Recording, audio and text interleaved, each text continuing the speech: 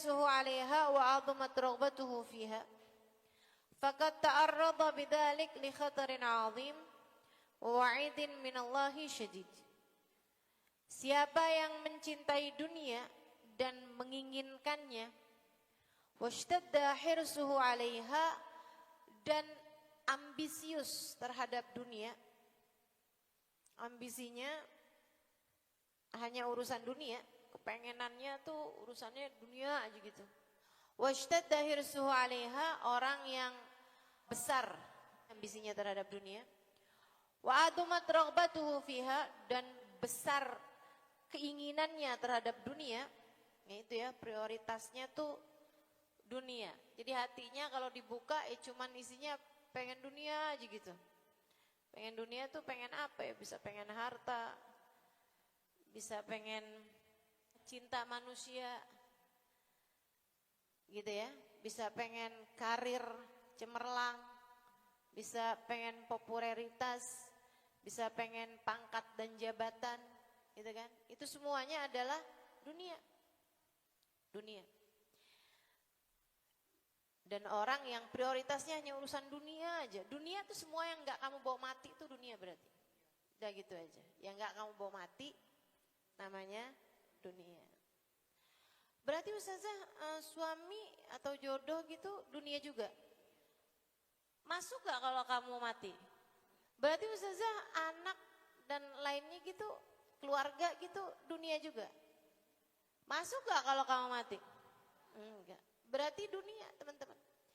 Akan tetapi kalau kamu bisa membawa dunia tersebut kepada kebaikan, harta sekalipun kalau kamu sedekahkan, masuk nggak sama kamu ke dalam kuburan? Masuk. Berarti dunianya dia pakai buat akhirat. Sama keluarga juga gitu. Kalau kamu didik dengan baik anak-anakmu, sampai anak-anakmu jadi ahli sujud kepada Allah, punya rasa cinta pada Allah, punya rasa cinta kepada Nabi Muhammad, punya rasa cinta kepada orang-orang soleh. Apakah hal tersebut akan masuk dalam alam kuburmu nantinya? Masuk. Berarti dia menggunakan dunianya untuk akhirat. Gitu ya. Jadi paham maksud saya, dunia itu bukan hanya urusan duit teman-teman. Bukan hanya urusan harta gitu. Akan tetapi semua yang gak kamu bawa masuk ke dalam alam kubur itu namanya dunia. Orang yang pikirannya prioritas hanya urusan kesehatan badannya atau kecantikan wajahnya, termasuk dunia apa bukan? Dunia. Sebab yang namanya cantiknya wajah gitu kan, sama bagusnya badan, nah itu gak akan bermanfaat apa-apa ketika kita berada dalam alam kubur. Nah orang yang ambisius terhadap dunia, prioritasnya cuman dunia, pikirannya cuman dunia, di kepalanya nih urusannya cuman dunia aja gitu. Angka aja gitu, saldo sisa berapa. Gitu ya. Duitnya sekarang ada berapa nih buat beli ini berapa, kurang berapa duit. Pokoknya ini urusnya angka mulu di kepalanya. Yang kayak begini nih teman-teman saya sekalian, faqad ta'arrada bidzalik li khatarin 'azim. Dia telah mengajukan dirinya berada dalam bahasa wa wa'idin minallahi syadid, dan berada dalam ancaman dari Allah Subhanahu wa taala. Qala Allah taala, Allah Subhanahu wa taala berfirman, a'udzu billahi minasyaitonir rajim. Man kana yuridul hayatad dunya wa zinataha nuwaffi ilaihim a'malahum fiha wa hum la yubkhasun. Ulaika alladziina laysa lahum fil akhirati illa an-nar wa habita ma sana'u fiha wa batilun ma kanu ya'malun. Man kana yuridul hayatad dunya, siapa yang keinginannya hanya sebatas kesenangan hidup di dunia, wa zinataha, dan segala aksesoris kehidupan dunia. Jadi prioritasnya semua aksesorisnya dunia. Apa aksesorisnya dunia? Segala macam itu ya. Prioritasnya pengen punya tas mahal, pengen punya jam mahal, rumah mahal, mobil mahal, sepatu bagus, begitu-begitu segala macam. Maksudnya otaknya tuh itu aja gitu. Ustazah apa enggak boleh gitu Ustazah pakai tas bagus, sepatu bagus, ini bagus. Boleh, boleh. Tapi seperti yang sering saya ulang-ulang teman-teman saudara sekalian, sepatumu biarin ada di kakimu, jangan ada di hatimu. Tasmu cukup kamu jinjing di tanganmu atau kamu selempangkan di bahumu. Ya, cukup begitu aja. Jangan kamu masukkan dalam hatimu. Handphonemu cukup ada di tanganmu, jangan kamu masukkan dalam hatimu. Pakaianmu cukup ada dalam tubuhmu, tidak usah sampai masuk dalam hatimu. Teman-teman sekalian, termasuk saldomu cukup ada dalam rekeningmu, nggak usah kamu masukkan dalam hatimu, nggak usah bawa masuk, nggak usah bawa masuk. Kenapa jadi masalah tuh karena kamu bawa masuk dalam hati teman-teman. Maka orang hilang duit 100.000 ribut banget. Kenapa gitu? Duitnya gak cuma di tangan. Duitnya dia masukkan dalam hati. Makanya seribet itu kalau hilang. Tapi kalau dunianya cuma di tangan, kalau hilang, ya udah deh Allah gantiin dengan yang lebih baik. Begitu. Mungkin ada uang yang kurang halal nih. Allah selamatkan saya darinya. Alhamdulillah, makasih ya Allah. Gitu. Duit kamu hilang berapa? 500.000, alhamdulillah. Ada nggak di sini yang gitu? Jangan mentang-mentang kamu nggak kayak begitu. Kamu kira semua orang sama denganmu. Ada yang kayak begitu. Ada yang kayak begitu. Jadi teman-teman sekalian, ada banyak orang yang dunianya itu nggak ada dalam hati mereka. Jadi biasa-biasa aja gitu. Bukan karena mereka punya banyak, bukan. Akan tetapi karena memang mereka tidak berkenan dunia masuk dalam hatinya. Jangan mau moodmu dalam kehidupan, perasaanmu dalam hari-harimu dipengaruhi sama duniamu, gitu. Dipengaruhinya sama urusan akhirat aja. Enak. Ya kan begitu ya? Kamu sedih. Sedihmu kenapa? Ya ampun, tadi malam gak bangun tahajud. Sedih. Itu sedihnya aja berpahala tuh yang begitu. Sedihnya bisa nerangin hati. Akan tetapi kalau kamu sedihnya itu urusannya karena duit hilang, kemudian ditambah dengan suuzon, jangan-jangan si ini yang ngambil, si itu yang ngambil, ya Allah, ya Allah. Itu kan rusak semua tuh, rusak semuanya udah. Bisa-bisa sampai segala amal perbuatan kamu juga jadi rusak. Rusak karena kamu ghibah, karena kamu namimah, karena kamu bisa jadi fitnah. Orangnya sebenarnya nggak ngambil, kamu tuduh. Nah ini kan jadi rusak semua nih. Hari-hari kamu jadi rusak karena dipengaruhi sama urusan dunia. Belajar kita, belajar untuk tidak membuat diri kita berada dalam keadaan yang seperti itu. Mangkana yuridul hayatad dunia, siapa yang prioritasnya, keinginannya di kehidupan dunia ini adalah ingin mendapatkan dunia wazinataha dan aksesorisnya dunia, hiasannya dunia, nuwaffi ilaihim a'malahum fiha. Maka kami akan bayarkan, maka kami akan balas kepadanya a'malahum, semua perbuatan-perbuatan baiknya di dunia. Wahum fiha la yubkhasun. Mereka di dunianya nih enggak hina, tapi ulaikal ladzina laisa lahum fil akhirati illan nar. Nanti kalau masuk ke akhirat gak ada jatah apa-apa selain api neraka. Ya Allah, kan saya dulu sholat duha. Kata Allah, emang kamu sholat duha. Tapi kenapa tuh kamu sholat duha? Dulu inget-ingetin. Biar rezekinya luas. Nah, kan udah saya luaskan rezekimu. Itu adalah balasan untukmu. Kamu duhanya gak nyari aku. Bagaimana aku memberikannya padamu? Di akhiratnya gak dapat jatah apa-apa. Saya ulang-ulang sering banget ucapan ini. Kalau semua yang kamu lakukan di dunia untuk mendapatkan dunia, lantas bekal apa yang akan kamu bawa di akhirat nanti? Mudah-mudahan Allah karuniakan kepada kita keikhlasan. Allah karuniakan kepada kita ma'rifat kepadanya. Teman-teman sekalian yang saya muliakan, nih kalau kamu hadir majelis cuman karena ngarepin dunia, kalau saya ngajar hanya karena ngarepin dunia, ini kita bisa-bisa jadi orang yang paling rugi di akhiratnya. Na'udzubillah min dzalik. Rajin tahajud. Biar kenapa? Biar anak lulus kuliah, lulus ujian. Biar bisa diterima sekolah favorit. Begitu nyampe, begitu udah diterima di sekolah favorit, dah tahajudnya juga hilang. Ntar kalau ada hajat apalagi baru bangun tahajud lagi. Gak malu sama Allah kalau kayak gitu keadaannya. Kalau Allah tanya, kok kamu gak pernah tertarik pada aku ya? Gak malu kita. Teman-teman sekalian yang saya muliakan, belajar. Mudah-mudahan kita mampu belajar untuk menghargai Allah Subhanahu wa ta'ala. Untuk menempatkan Allah sebagai prioritas utama dalam kehidupan kita. Tahajud kepengen biar cepet dapat jodoh. Begitu udah selesai kawin dapat jodoh, tahajudnya bubar. Teman-teman sekalian, ganti baca surat Ar-Rahman tiap hari. Kenapa? Biar disayang sama suami. Itu kamu dari dunia ke dunia yang lain, teman-teman.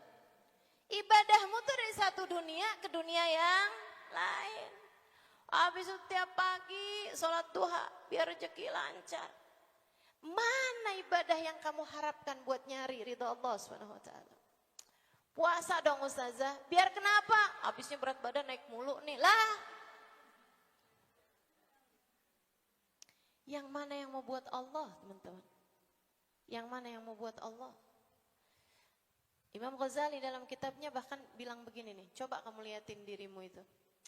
Hamba gak tahu diri. Dari mulai pagi sampai malam semuanya kamu kerjakan buat diri kamu atau buat dunia kamu. Yang buat Allahnya mana? Pakai baju yang kamu pikirin, saya cakep gak ya pakai ini? Bukan yang Allah ridho gak saya pakai ini? Makan, pengenannya yang apa yang saya mau buat makan. Cara makannya pun yang saya mau. Bukan berpikir bahwa mana yang Allah inginkan untuk saya makan. Dan cara seperti apa yang Allah paling ridhoi untuk saya makannya. Apakah sudah cukup waktunya saya ini udah boleh makan apa belum nih di sisi Allah? Karena Allah kan gak suka juga orang kenyang makan. Gitu kan? Orang kenyang makan, Allah gak suka. At-ta'am ala ta'am, gitu ya. Itu mimma yusawidul gelap, sesuatu yang bisa bikin gelapnya hati. Naroin makanan di perut padahal perutnya masih penuh dengan makanan sebelumnya. Siapa yang suka gitu? Saya. Ya Allah, emang bener-bener nih kita nih perlu banget buat ngertiin ini nih. Buat ngebedain mana dunia, mana akhirat. Biar kita dunianya buat akhirat, bukan ibadahnya buat dunia. Bukan akhiratnya buat dunia, tapi sebaliknya. Dunia kita pakai buat akhirat. Semoga Allah karuniakan. Biar gak nyesel. Tuh teman-teman saya sekalian. Makanya ada satu hadis tuh yang bikin nangisnya para ulama. Saya mereka, ya Allah serem banget nih hadis. Awal ma yatasya'ar bihi nar jahannam ala thalath. Neraka jahanam tuh pertama menjadi berkobar-kobar. Kenapa neraka jahanam berkobar-kobar? Itu karena dimasukin bahan bakarnya. Apa bahan bakarnya? Allah Subhanahu wa taala cerita dalam Al-Qur'an, bahan bakarnya minan nas wa minal hijarah. Bahan bakarnya api neraka tuh manusia dan batu yang waktu di dunia dipakai buat patung, buat berhala. Itu bahan bakarnya api neraka. Jadi semakin manusia ditaruh di situ, semakin kayak api ditaruhin bensin, tambah berkobar-kobar. Nah, Nabi Muhammad bercerita awal ma yatasya'ar bihi nar jahannam ala thalath. Neraka jahanam tuh pertama kali dikobarkan kepada 3 orang. Yang bikin api neraka jahanam berkobar-kobar tuh 3 orang. Ya Allah, saya sebenarnya kayak nggak mau gitu ngikutin hadis ini karena sedih, takut saya. Takut, tapi ya harus disampaikan. Mudah-mudahan jadi pembelajaran buat kita dan mudah-mudahan Allah merahmati kita semua. Untuk tidak termasuk kepada 3 kelompok tersebut. Siapa mereka? Imam Ghazali cerita ini dalam salah satu kitabnya. Yang pertama, rajul. Seseorang yang alim, soleh, pendakwah, atau bolehlah dibilang ustadz atau ustazah. Yang pertama kali nih dihadirkan di hadapan Allah SWT. Allah nanya, apa yang sudah aku beri? Katanya dia, ya Allah, engkau telah memberi kepadaku ilmu yang sangat bermanfaat. Apa yang sudah kamu lakukan? Saya pun kemudian mempelajarinya, sesudah saya mengerti, saya mengajarkannya untukmu ya Allah. Kata Allah, aku memberikan kepadamu ilmu, iya. Kamu pun mempelajarinya hingga kamu paham dan kemudian mengajarinya, iya. Akan tapi kamu melakukannya untukku, tidak. Kata Allah, kamu melakukannya biar dibilang, wih, pinter banget. Duh, kata-katanya ya menyentuh hati. Wah, tuh orang jadi jalan hidayahnya banyak orang. Wah, tuh orang baik benar. Ngajar terus. Waqad qila lak dzalik, dan bukankah hal itu telah disampaikan untukmu, fadkhulin nar fannaru aula bik, masuklah kamu ke dalam neraka, neraka lebih layak untukmu. Seram. Tapi ya memang harus ada yang begitu. Harus ada yang ngajar, ya kan ya? Ya udah bismillah, yang ngajar didasari dengan ilmu, urusan keikhlasan, sambil terus minta sama Allah. Saya nggak mau sudah bahas ini, kalau gitu nggak usah ngajar deh. Serem. Ya ampun, saya juga ngerasa saya belum baik-baik amat, belum bisa ngamalin apa yang sudah saya ajarkan. Apalagi nyari keikhlasannya susah, udah mending aman-aman, nggak usah ngajar. Nggak gitu teman-teman, nggak gitu. Keikhlasannya nih kita terus minta sama Allah SWT. Terus minta sama Allah. Gimana caranya sih biar kita lebih bisa ikhlas? Bayangin aja kamu mati dalam waktu dekat. Bayangin aja kamu mati dalam waktu dekat. Itu kamu akan lebih mampu ikhlas. Sebab kalau kamu ngarepinnya harta, ngarepinnya uang, ngarepinnya pujian orang gitu. Kalau matinya nanti malam, kalau matinya besok, itu apa manfaatnya buat kamu? Ya kan begitu? Jadi bayangin mati cepet tuh emang bisa lebih mudah bagi kita untuk bisa meraih keikhlasan. Kemudian yang kedua, rajul qari'ul Quran, orang ahli Quran, hafal Quran, bacaannya bagus, Qurannya. Dihadapkan kepada Allah, apa yang sudah aku beri? Ya Allah, Engkau berikan kepada saya Al-Quran. Mudah menghafalkan Al-Quran, mudah membaca Al-Quran, suara saya bagus, Kau karuniakan pada saya itu ya Allah. Apa yang udah kamu lakukan? Saya pun membaca Al-Quran, saya menghafalkan Al-Quran. Dan saya pun memperdengarkan Al-Quran kepada hamba-hambamu, ya Allah, karenamu. Kata Allah, aku memberikan kepadamu Al-Quran, iya. Aku membimbingmu untuk mudah menghafal Al-Quran, iya. Aku memberikan kepadamu suara yang bagus, dengannya kamu membaca Al-Quran, iya. Kamu memperdengarkan suaramu tersebut kepada orang-orang lain, iya. Engkau melakukan itu semua karenaku, tidak. Sebab kamu, waktu kamu melakukannya, kamu hanya berharap-harap biar orang tahu suara kamu bagus, bacaan Al-Quranmu menyentuh hati. Kalau dengerin Quran dari dia tuh merinding ya. Waqad qila lak dzalik, dan bukankah sudah disampaikan kepadamu hal itu? fadkhulin nar fannaru aula bik, maka masuklah ke dalam neraka lebih baik untuk. Serem. Ya Allah. Yang ketiganya, seseorang mujahid fisabilillah. Orang jihad di jalan Allah, teman-teman. Kurang apa nih? Allah tanya, apa yang sudah aku beri padamu? Ya Allah, engkau berikan padaku kekuatan badan, kesehatan. Apa yang kamu pakai? Kamu pakai buat apa? Ya Allah, aku pakai untuk membela agamamu ya Allah. Berjuang di medan peperangan ya Allah. Sampai saya tewas terbunuh ya Allah karenamu. Kata Allah, aku berikan kepadamu kesehatan badan, kekuatan badan. Iya, kamu memakainya untuk berlatih perang hingga kamu kemudian menjadi seorang yang mahir berperang. Dan kamu pun bawa kekuatan kamu tersebut di medan peperangan sampai kamu terbunuh di medan peperangan tersebut. Itu semua benar, tapi kamu melakukannya untukku? Tidak. Kamu melakukannya hanya agar disebut, wah pahlawan, wah negara ini punya jasa besar terhadap Fulan bin Fulan. Waqad qila lak dalik, dan itu semuanya sudah disampaikan kepadamu untukmu. Maka masuklah neraka, balasan dariku tidak ada untuk. Ngeri. Ini nih para ulama bilang, ini Allah nyebutin 3 amal-amal besar. Kalau ditolak sama Allah karena tidak, karena Allah, itu gak ada artinya apa-apa. 3 amalan besar, teman-teman sekalian. Berdakwah, hafal Quran, jadi ahli Quran, dan jihad fisabilillah. Apalagi yang kecil-kecil yang lainnya, kalau yang gede-gede kayak begini aja, kalau gak ikhlas gak diterima sama Allah SWT. Ya Allah, ya Allah. Jadi gimana nih?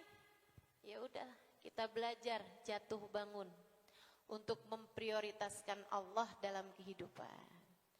Kalau semakin kecil nilai dunia di hatimu, maka akan semakin besar nilai Allah dalam hatimu. Kan gitu ya? Semakin kecil nilai dunia dalam hatimu, Allahnya porsinya akan semakin besar dalam hatimu. Sebaliknya juga, teman-teman. Sebaliknya juga, kalau gede dunia dalam hatimu, porsi Allah dalam hatimu jadi semakin kecil. Dan memang kayak begitu, urusannya gitu, antara dunia atau akhirat gitu. Kita mau milih akhirat aja deh biar gak nyesel. Biar gak nyesel. Di akhirat nanti biar punya sesuatu untuk kita hadapkan kepada Allah Subhanahu wa ta'ala. Jangan sampai nih jadi orang-orang yang di akhiratnya gak punya jatah apa-apa selain neraka. Wa habita ma sana'u fiha, maka berguguranlah pahala apa yang sudah dia perbuat di dunianya. Wa batilum ma kanu ya'malun, dan batal apa yang sudah mereka perbuat. Sedekahnya batal, gak dianggap. Kalau batal kan gak dianggap. Sholat kamu batal tapi kamu lanjut sholat, dianggap apa gak dianggap? Nggak dianggap. Teman-teman sekalian, saya muliakan nih, Allah bilang batilum makanu yang mana, batal tuh semua yang udah dikerjakan dari amal perbuatan kebaikan waktu di dunia. Oke, amal tuh memang katanya Sayyidina Ali bin Abi Thalib, liyakun qabulul a'mal indaka ahammu minal a'mal nafsu. Katanya beliau, kamu prioritas kepada amal itu layak diterima di sisi Allah, itu harus lebih besar daripada kuantitasnya amal itu sendiri gitu. Maksudnya, kamu kalau mau ngamal itu, yang bikin yang bagus, yang biar pantas diterima sama Allah Subhanahu wa taala, terutama keikhlasannya, gitu ya. Itu harus lebih kamu prioritaskan daripada jumlahnya amal itu sendiri gitu.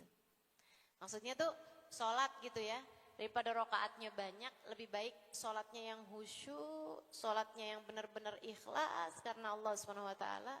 Gak ngarepin apa-apa selain keridhaan Allah, itu lebih layak daripada kamu banyakin sholatnya, akan tetapi tidak karena Allah Subhanahu wa ta'ala. Gitu teman-teman sekalian. Mudah-mudahan Allah karuniakan kepada kita kemampuan untuk itu insya-Allah.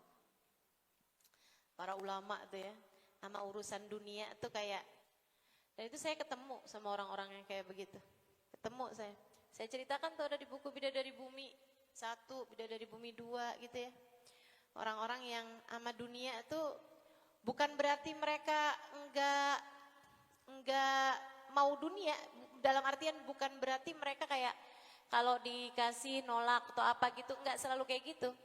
Terima, abis itu bagiin lagi, kayak enggak ada artinya gitu. Di hadapan mereka tuh enggak yang kayak kita nih dunia kita kekepin gitu ya. Jangan sampai nih ada yang ngutak-ngatik dunia kita nih. Duh, luar biasa benar ya Allah, ya Allah. Mudah-mudahan Allah selamatkan kita semua insyaallah. Amin ya rabbal alamin. Imam Asy-Syafi'i alaihi ridwanullah, satu waktu beliau mau masuk masjid, maksudnya beberapa jam sebelum beliau masuk masjid, ada orang ngasih beliau uang. Teman-teman sekalian, uang dinar, uang dirham tuh loh. Uang dulu tuh kan memang uangnya punya nilai ya. Ada yang dari emas namanya dinar, ada yang dari perak namanya dirham. Ada yang ngasih beliau uang. Halal mungkin. Wallahu a'lam, halal lah pastinya. Begitu ya. Ngasih kepada Imam Asy-Syafi'i. Teman-teman sekalian, Imam Syafi'i mau masuk masjid. Maksudnya beberapa saat kemudian Imam Syafi'i masuk masjid. Apa yang beliau lakukan? Beliau gelar ridanya beliau gelar. Kemudian tuh uang dijembreng sama beliau. Uang itu digelar, ditaruh di atasnya surban rida beliau tadi itu. Kemudian beliau bilang gitu sama orang-orang yang mau masuk masjid. Itu di luar pintu masjid ya. Beliau di luar pintu masjid, bukan di dalam masjid. Beliau kemudian bilang, siapa yang perlu silakan ambil, siapa yang mau silakan ambil, siapa yang perlu silakan ambil. Dan itu orang di zaman Imam Syafi'i masih pada baik-baik, masih pada soleh-soleh ya. Oh zaman sekarang tuh diambil merida-ridanya. Iya sih, itu segitunya enggak loh. Orang ngambilnya ada yang satu keping, ada yang 2 keping gitu kan, seukuran dengan mereka perlunya seberapa gitu. Sampai udah berapa puluh orang ngambil sampai habis. Begitu habis dikibas sama Imam Syafi'i, ini keren banget sini. Dikibas sama Imam Syafi'i ridanya, dipakai sama beliau sambil bilang, Alhamdulillahilladzi khallasana min hadza. Ya Allah terima kasih, Engkau telah bikin saya selesai dengan urusan kayak beginian.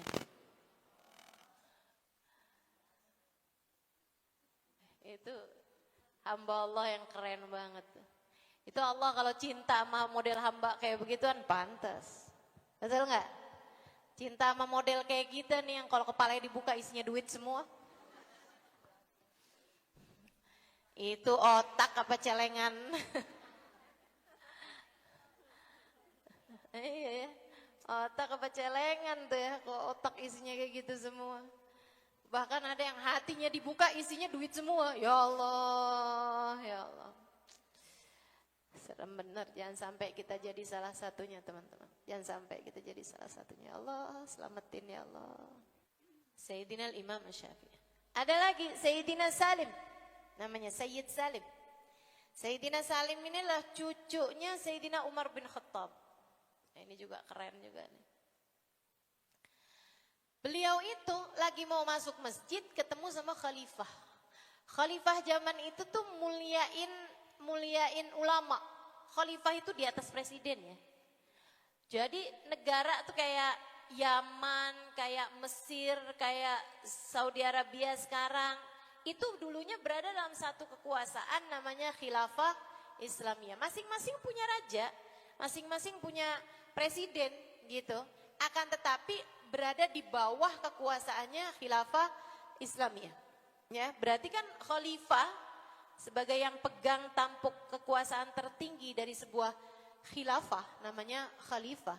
Itu kan berarti di atasnya presiden, di atasnya raja. Zaman itu tuh masih yang hormat sama ulamanya. Karena memang ulamanya, ulama Allah. Ulama yang gak nyari urusan dunia. Makanya ketika kecil dunia di hati mereka, besar Allah dalam hatinya, Allah menjadikan mereka dipenuhi dengan kewibawaan, punya karisma yang membuat bahkan para pejabat hormat kepada mereka gitu. Saya nggak nyalahin pejabat-pejabat yang nggak hormat sama misalnya ustadz atau kiai, yang ustadz atau kiai tersebut itu memang isi kepalanya dunia gitu. Nggak nyalahin saya. mereka gede urusan dunia dalam hatinya sehingga jadi kecil. Mereka itu di hadapan manusia dan tentu saja jadi kecil di mata Allah. Dia mau masuk masjid, beliau nih Sayyidina Salim mau masuk masjid, disamperin sama khalifah. Karena khalifah kebetulan mau masuk masjid juga, ngelihat ada Sayyidina Salim. Begitu masuk ini nih pintu masjid, disamperin sama khalifah. Zaman itu ya khalifahnya nggak pakai patwal, nggak pakai samping kanan kiri ada tim dokumentasi lah, apalah segala macam bodyguard. Begitu banyak zaman itu enggak. Jadi khalifahnya nyamperin Sayyidina Salim. Ya mungkin ada pengawal 1-2 orang gitu aja yang dampingin beliau gitu. Beliau nyamperin Sayyidina Salim. Terus dia bilang, alhamdulillah keberuntungan saya dapat berjumpa denganmu wahai Sayyidina Salim. Dia salamin, cium tangannya. Ya Sayyidina Salim. Sayyidina Salim tahu kalau itu khalifah. Dia bilang, ya Sayyidina Salim, al-haja aqdiha. Dia bilang, adakah keperluanmu yang bisa saya bantu? Khalifahnya yang nanya. Ya, bukan ulamanya ngajuin proposal. Khalifahnya yang nanya. Alak haja aqdiha? Adakah hajatmu yang bisa saya bantu? Sayyidina Salim langsung gini. Kita lagi ada di rumahnya. Kita lagi ada di rumahnya, saya malu untuk punya kebutuhan kepada selain dia sedangkan saya ada di rumahnya gitu. Oh iya Tuhan, kalau gitu. Ditungguin sama khalifah. Ya khalifahnya tawaf apa segala macam ya, Masjidil Haram. Tapi sambilan curi-curi pandang kapan nih Sayyidina Salim keluar. Karena kan tadi bilangnya kan malu nih kita lagi ada di rumahnya masa sama yang lainnya gitu kan. Masa minta sama yang lain gitu. Oh iya. Sampai pas dilihat Sayyidina Salim keluar, disamperin lagi. Padahal Sayyidina Salim udah lupa. Maksudnya Sayyidina Salim ya itu udah sama dengan penolakan gitu kan. Tapi sama beliau disamperin lagi nih sama si khalifah ini. Dan saya ngelihatnya khalifah ini khalifah Masya Allah berarti kan. Kalau sampai hormat segitunya kepengen bisa bantuin dakwahnya ulama ini kan Masya Allah benar gitu. Disamperin sama khalifah ketika sudah keluar dari masjid. Dia bilang, ya Sayyidina Salim, khalifah. Beliau bilang, sekarang kita udah di luar rumahnya. Oh iya. Alak haja qadiha, adakah hajatmu, kebutuhanmu, keperluanmu yang bisa saya bantu? Sayyidina Salim sambil senyum nanya gini, ta'ni biha hajati dunia ma hajatil akhirah. Maksud kamu hajat tuh hajat dunia apa hajat akhirat? Ya maksud saya hajat dunia Tuhan. Kalau hajat akhirat malah saya minta kepada orang-orang sepertimu. Minta saya disyafaati kan begitu ya? Kalau urusannya urusan, kalau gitu saya kepengen surga. Nah masa mintanya sama khalifah? Ya kan? Justru orang-orang seperti khalifah berkata kepada para ulama, Tuhan doakan kami, saya doakan kami agar Allah masukin kita ke dalam surga kan gitu. Beliau bilang, ini biar hajat di dunia. Yang saya maksudkan adalah hajat dunia. Kalau hajat akhirat ya justru orang seperti kami meminta keberkahan dari orang-orang sepertimu. Katanya Sayyidina Salim, ya Allah, ini cakep banget nih. Dia bilang, inilah as'alud dunya min malikiha, kaifa as'al min ghairi malikiha. Kalau kamu maksud urusan dunia, hajat dunia, keperluan dunia, saya selama ini malu minta dunia sama pemiliknya. Bagaimana mungkin saya meminta dunia kepada yang bukan pemiliknya? Pemilik dunia siapa? Allah. Saya selama ini malu minta dunia sama Allah. Malu saya minta dunia sama Allah. Gimana mungkin saya minta dunia kepada selain pemiliknya? Semua manusia ini gak ada yang punya dunia teman-teman. Mereka sama kita, tukang makan dunia. Ya kan gitu. Siapapun orang, seberapapun orang tuh gak ada yang benar-benar punya dunianya. Gak ada. Ya Allah, yang namanya dunia ini memang benar-benar titipan dari Allah SWT. Ada yang dititipinnya lamaan, ada yang dititipinnya bentaran. Orang punya berapa miliar dalam satu hari bisa jadi tersangka. Iya. Makanya kalau nonton berita tuh ambil pelajarannya. Jangan seru-seruan sama dramanya. Ternyata, akhirnya nggak usah begitu. Ambil pelajarannya tuh kan, dunia mah gitu, teman-teman. Dunia tuh gitu, suka mengecewakan pecintanya.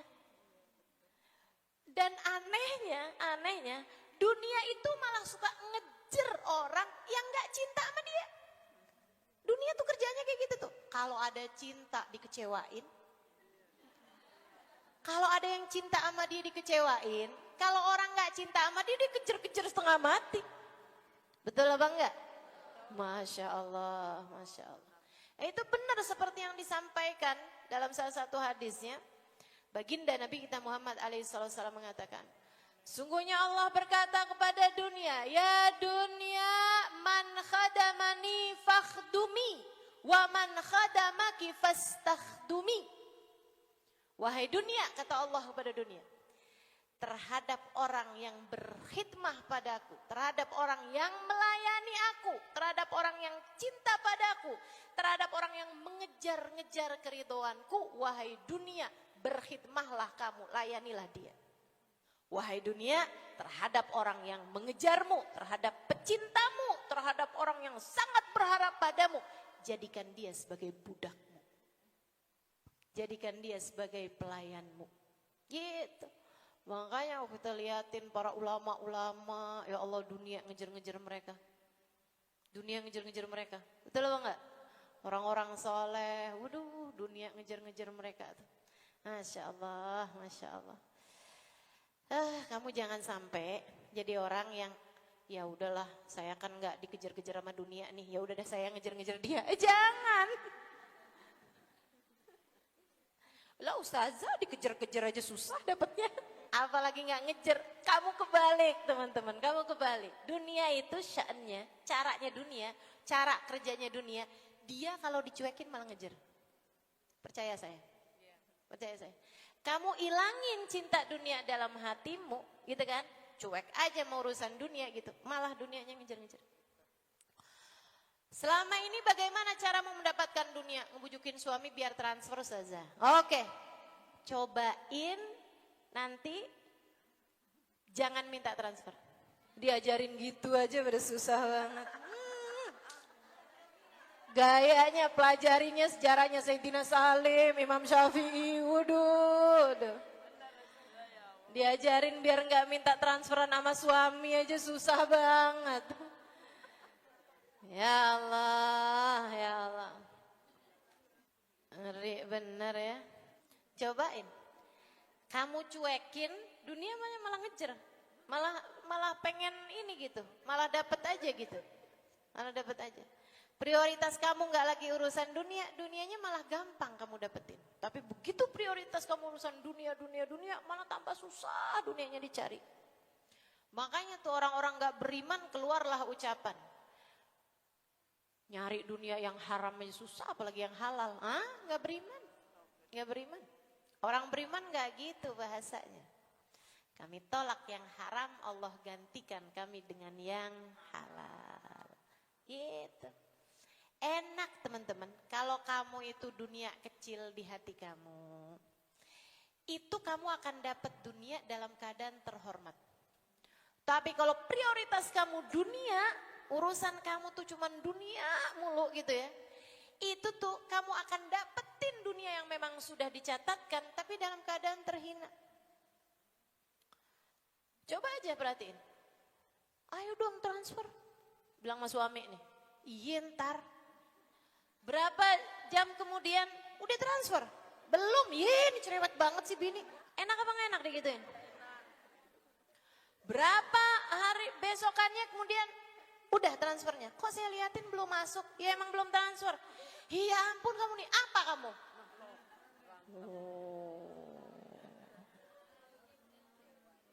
Jadi istri. Tuh kan, gak enak, diomelin kamu yang ada. Tapi kalau misalnya kamu cuek aja gitu, cuek aja gitu kan ya, biasa-biasa aja gitu. Emang waktunya transfer, tapi ya udahlah biarin aja gitu. Masalahnya makanan di dapur udah nggak ada Ustazah. Ya udah yang ada aja dimasak. Kan gitu ya? Yang ada aja dimasak gitu kan. Taruhin gitu. Allah tuh nggak gitu. Ustazah nanti kita nggak bisa makan dong, nanti kita kelaparan. Itu otakmu itu loh. Otakmu itu loh. Sedih saya. Ngaji udah berapa tahun kagak ngerti-ngerti. Tuh. Ngaji udah nggak tahu dah. Itu dihitung pakai jari tangan, jari kaki gitu ya. Pakai hitungan tasbih udah lebih nih semuanya. Ngajinya udah berapa kali, berapa puluh, berapa ratus kali teman-teman saya sekalian. Cara berpikirmu itu lah nggak berubah-berubah. Ustazah suami itu kalau nggak diminta Ustazah dia nggak ngasih. Kalau dia nggak ngasih gimana ceritanya sih mau belanja? Tuh otak kamu tuh. Teman-teman saya sekalian, emang kamu ngerti minta waktu kamu dalam rahim ibu kamu? Nggak ngerti minta. Apakah kamu ketika dalam rahim ibu kamu itu rezeki nggak nyampe padamu? Nyampe, nggak pernah ada ceritanya orang lagi di USG terus dokternya bilang, maaf bu, anak ibu stres. Kenapa dah dok kok stres? Iya dia dipusing urusan rezeki gitu kan. Nggak ada ceritanya, nyampe gak rezekinya? Nyampe. Itu sebabnya para ulama bilang, andai kamu nggak tahu rezeki kamu ada di mana, kamu nggak tahu alamat rezekimu, tenang aja, rezekimu tahu alamatmu. Rezekimu tahu alamatmu, nggak akan tertukar sebutir gandum yang telah ditetapkan jadi rezekinya siapa. Nggak akan tertukar. Hubab Nur bilang, beras itu udah ketulis di situ satu butirnya, per butirnya dia sudah tertulis di situ akan jadi rezekinya siapa. Nggak akan ada yang tertukar teman-teman sekalian. Tidak akan ada yang tertukar. Nggak usah khawatir urusan itu. Nggak usah khawatir urusan itu.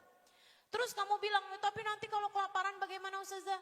Kamu pikir kamu akan dikasih ujian sebesar itu? Nggak ada, nggak ada, nggak ada. Allah tahu kemampuanmu teman-teman. Allah tahu keimananmu. Sampai dibikin kelaparan 2 hari, 3 hari. Itu ujian Sayyidah Fatimah Zahra. Itu ujian Nabi Muhammad. Itu ujiannya para wali. Ujiannya kita sih. Palingan cuma timbangan belum sarapan gitu.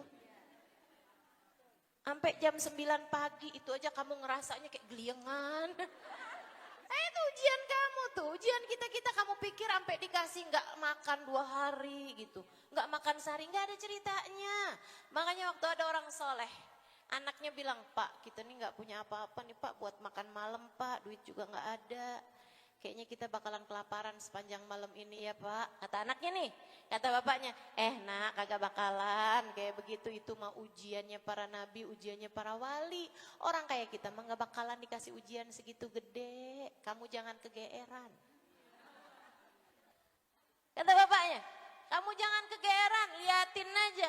Gak lama beneran ada yang ketok pintu, tanyain Pak, nih ada yang lagi bikin kenduri. Ngirimin nasi lengkap melauk pauknya. Kata bapaknya tuh, karena kamu jangan kegeeran, kita belum setingkat itu nilai kita di mata Allah. Jadi gak usah khawatir teman-teman. Gak bakalan kamu dibikin sama Allah kelaparan. Gak bakalan sama Allah kamu dibikin susah itu gitu. Gak usah pakai minta. Saya sangat menyarankanmu, cobain dah. Gak usah pakai minta. Nanti juga transfer sendiri kok dia. Kalau memang rezekimu dari dia. Atau kalau enggak, alangkah sangat terhormatnya ketika Allah jadikan rezekimu dari arah yang tidak disangka-sangka. Betul apa enggak? Tahu-tahu kamu pernah nunjukin orang ada tanah atau ada rumah, waktu ada orang nanyain, tahu-tahu jodoh, kamu dapat persenannya. Tahu-tahu gitu kan, lagi nungguin transferan dari suami 1 juta, 2 juta, tahu-tahu dapat persenan 10 juta. Kayak gitu emang kok. Aballah an yarzuk abdahul mu'min illa min haitsu la yahtasib.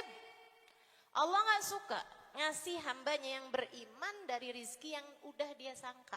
Allah tuh sukanya ngasih surprise. Allah sukanya ngasih kejutan kepada siapa? Hambanya yang beriman. Hambanya yang bertakwa.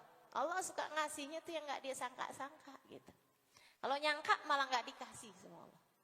Gitu kan? Kenapa? Karena beriman.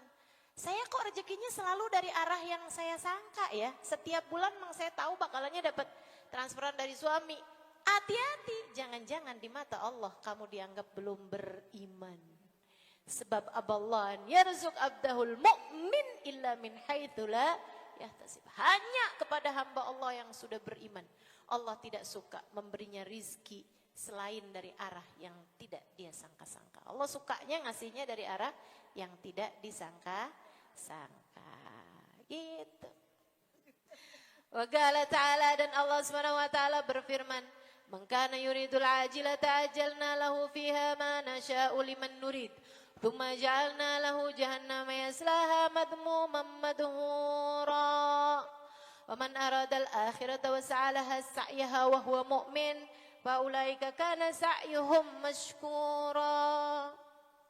Man kana yuridul ajila, siapa yang prioritasnya, keinginannya hanya urusan dunia, ajalna lahu fiha ma nasya. Kami kasih dunianya buat dia, ma nasya, seukuran yang kami mau. Jadi bukan seukuran yang dia mau. Ini orang nih pengenannya dunia nih. Aku kasih kata Allah. Aku kasih. Seukuran yang kami mau kata Allah. Bukan seukuran yang dia mau. Dia pengennya mobil, dikasihnya motor. Dia pengennya rumah yang mewah 6 kamar, dikasihnya yang 3 kamar. Kan gitu ya. Suka-suka Allah Subhanahu wa taala. Liman nasya, manasya, liman nurid. Itu pun hanya yang dikehendaki sama Allah. Yang gak dikasih juga banyak. Ini orang nih, kepengenannya dunia nih. Nah Allah lihat nih. Pengenannya dunia nih, prioritasnya dunia aja udah. Kata Allah, ya saya kasih juga. Tapi hanya kepada orang yang kami kehendaki, ada juga yang gak dikasih. Yang kami kasih ada nih, yang kami kasih. Itu pun dikasihnya seukuran yang kami mau aja. Dia mintanya berapa, dikasihnya berapa. Dia mintanya lebih kurang daripada yang dia minta itu. Sebab harapan orang terhadap dunia nih, andai dikasih 1 gunung emas, mereka akan meminta gunung emas yang lainnya. Kan gitu, memang urusan dunia. Ya enggak? Yang saya ceritakan tuh di buku Bidadari Bumi itu ya. Sebelum saya lupa, tadi soalnya saya kelupaan tuh habis ceritain Sayyidina Imam Syafi'i sama Sayyidina Salim. Teman-teman sekalian, yang saya ceritain di buku Bidadari Bumi itu. Ada orang datang kepada salah satu guru saya, terus dia cerita gitu. Dia bilang, Hubabah, saya kepengen Hubabah jadi saksi tentang ibu saya. Dia bilang, kenapa ibu kamu? Ibu saya tuh ustazah, dia keluar dari dunia seperti hari dia masuk di dalamnya. Enggak punya apa-apa. Dan itu adalah harapan dan cita-citanya dari sejak zaman muda. Kalau ditanyain cita-cita kamu kayak gimana? Dia bilang saya kepengen jadi orang yang keluar dari dunia seperti hari saya masuk di dalamnya. Kita kan waktu masuk dunia nih, kita dilahirkan, kita gak punya apa-apa teman-teman. Dia bilang saya kepengen hari saya meninggal dunia tuh saya kayak gitu. Jadi tiap kali dapat hadiah dari anaknya, hari dibagi tuh, hari dikasih, habis semua. Gak pernah lama duit dalam genggaman dia gitu. Dibeliin apa yang jadi keperluannya, kalau dia perlu makan, perlu apa segala macam gitu. Selebihnya, dah hilang. Dibagi ke anak yatim sana, dibagi ke orang sana, dibagi ke orang sana, habis. Gak pernah nabung. Ntar kalau ditanya sama anaknya gitu, Mah, yang kemarin kita kasih baju sama mama mana mah? Udah nak, kamu jadi banyak dah pahalanya. Kenapa mak? Udah mama kasih tuh yang lebih perlu daripada mama. Gitu. Uang yang kemarin mana mah? Ya ampun nak, kamu gak tahu tuh ada orang tuh. Waktu mama kasih seneng banget, alhamdulillah. Mudah-mudahan Allah berkahi kamu nak, gitu. Sebab cita-citanya pengen keluar dari dunia seperti dia masuk ke dunia. Gak punya apa-apa. Ini orang hebat banget sih, dan hidup zaman sekarang loh. Dia bilang kemarin beberapa waktu yang lalu orang tua saya, ibu saya meninggal dunia ustazah. Dan itu di hari meninggalnya dia sama sekali gak punya apa-apa selain baju yang melekat di badannya sebagai penutup aurat. Dia cuman punya piring satu gitu ya, buat dia hari-hari makan. Ini satu, itu satu, dah itu aja. Sendal kamar mandi buat dia ngerjain kesunahan gitu. Kayak gitu aja hidup. Tiap kali punya, keluar. Tiap kali punya, keluar. Tiap kali punya, keluar. Kepengen keluar dari dunia seperti hari dia masuk. Dan karena dia pikir, siapa tahu nanti malam mati. Siapa tahu besok mati. Jadi setiap kali dapat ada dunia nih, cepetan. Gitu. Cepetan kasihin. Kayak gitu teman-teman. Ini akhlak nubuwah. Akhlak keluarga kenabian. Akhlaknya baginda Nabi besar Muhammad. Sayyidah Aisyah dulu kayak begitu. Dan diajarin sama nabinya kayak gitu. Nabi itu pernah nyembelih kambing. Di hari yang sama tuh dengan nyembelih kambing. Itu Nabi nyuruh Sayyidah Aisyah buat bagi-bagi dagingnya. Enggak ada tuh yang disimpan buat keluarga Nabi sendiri tuh.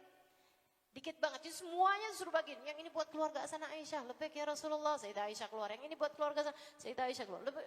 Terus semuanya dibagi-bagiin, kecuali tinggal satu paha buat Nabi Muhammad. Dari 4 paha, itu Nabi cuma ngambil 1 doang. Kata Nabi Muhammad, yang ini buat kita wahai Aisyah. Yang ini buat kita, keluarga kita nih. Keluarga Nabi Muhammad. Sayyidah Aisyah ngomong gini, Sayyidah Aisyah kan masih sangat muda ketika bersama dengan Nabi Muhammad. Beliau bilang ini, "Dahabal qul wa baqiya hadza ya Rasulullah." Wah, semuanya habis, sisa yang ini aja wahai Rasul. Kata Nabi Muhammad, "Kamu kebalik Aisyah." Maksudnya Rasul, semuanya sisa. Yang habis hanya ini saja. Semuanya sisa, semuanya ada. Yang habis hanya yang ini aja. Yang ini kita makan dan habis jadi kotoran. Yang lain-lain semuanya ada pahalanya, ada berkahnya, ada nilainya di mata Allah SWT.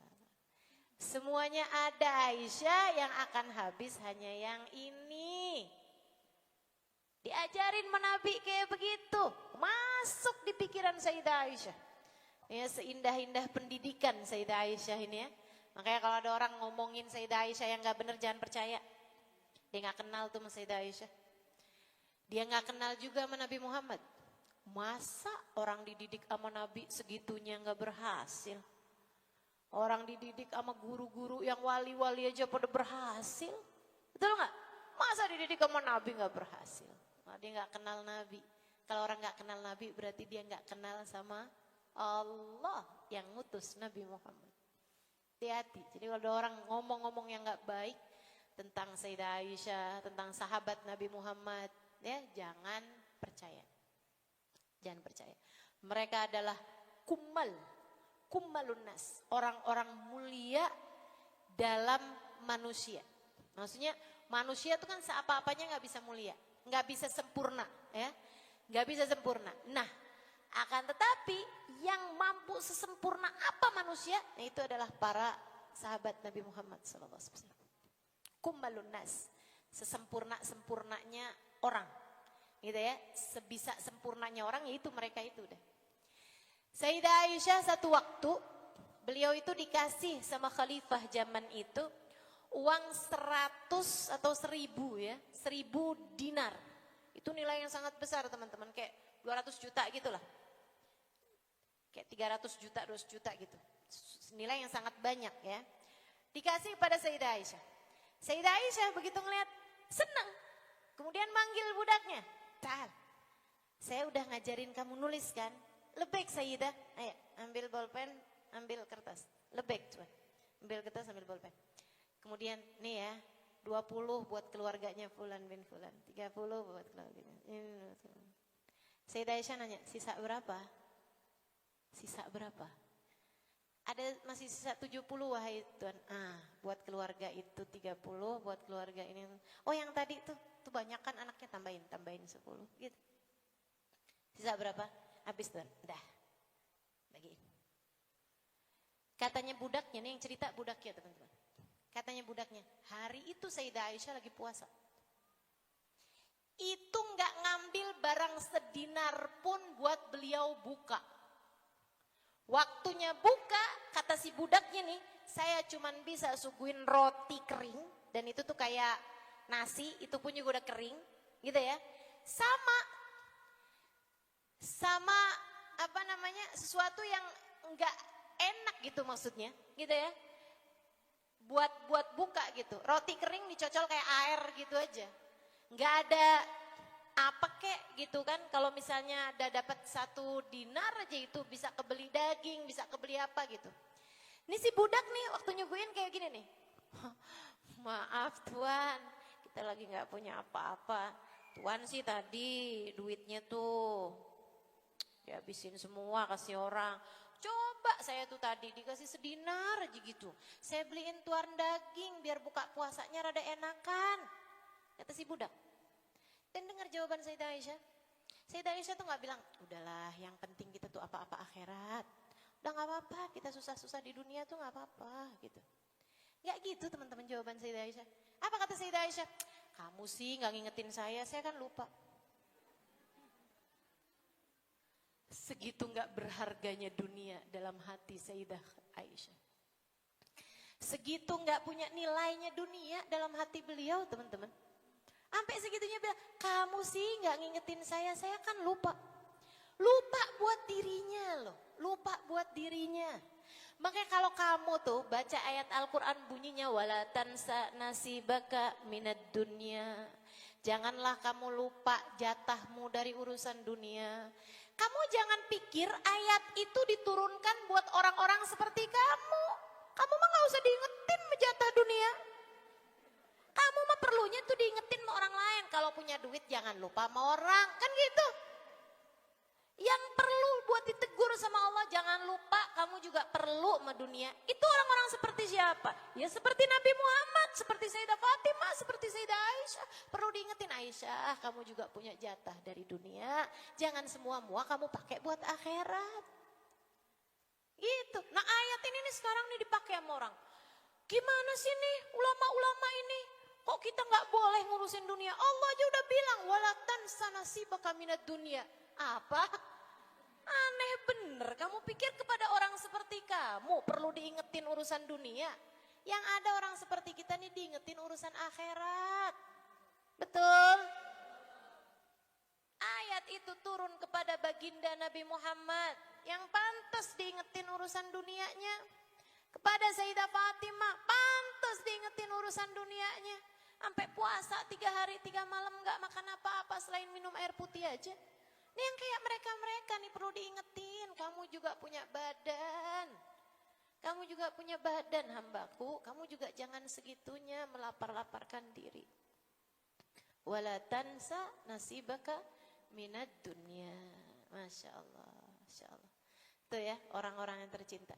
Si orang tadi itu dia bilang cita-cita saya pengen keluar dari dunia seperti hari saya masuk di dalamnya. Karena ada hadisnya Nabi Muhammad SAW. Bahwa ketika orang tuh masih dihisap, ketika jembatan Sirat masih terbentang, ketika orang masih pada ketakutan saat lewat jembatan, ketika orang masih pada ketakutan saat dihisap dan lain sebagainya, ada orang-orang yang udah pada ngumpul di pintu surga. Nabi nanyain, man antum? Kalian siapa? Kami umatmu wahai Rasulullah. Itu tapi masih hisab kok kalian udah di sini aja. Iya Rasul, kami mah nggak pakai hisab Rasul. Kenapa gitu kata Nabi Muhammad? Karena kami keluar dari dunia seperti hari kami masuk di dalamnya. Fa'ala madza yuhasibuni Allah Ta'ala. Maka dari apa Allah perlu menghisab kami? Kami nggak punya apa-apa kok. Kebayang hisab kita berapa panjangnya teman-teman. Kebayang hisabku, hisabmu berapa panjang. Ya Allah, ya Allah. Mudah-mudahan selamat semuanya. Mudah-mudahan selamat semuanya. Man kana yuridul ajilata ajalna lahu fiha ma nasha. Liman nurid. Nih yang kepengen dunia nih kata Allah, kami kasih dunianya seukuran yang kami mau kepada yang kami kehendaki. Tsumma ja'alna lahu jahannam yaslaha madmuman madhura. Kemudian kami jadikan untuknya neraka jahanam yang akan dia masuki dalam keadaan hina lagi rugi. Dalam keadaan menunduk, terhina, dalam keadaan madhur, dalam keadaan rugi, benar. Wa man aradal akhirah, jadi ini yang kepengenannya cuma urusan dunia, bahkan dia pakai akhiratnya buat urusan dunianya kayak tadi itu. Kami kasih kata Allah, tapi di dunianya doang. Kami kasih. Akhiratnya ya udah silahkan dah, udah habis. Semuanya habis. Waman aradal akhirah, dan siapa yang kepengen akhirat, wasa'alaha sa'yaha, dan dia berbuat buat akhiratnya. Jadi akhirat tuh nggak cuman sekedar kepengen. Saya kepengen masuk surga. Ya udah dong kalau gitu kamu ibadah. Ya malas.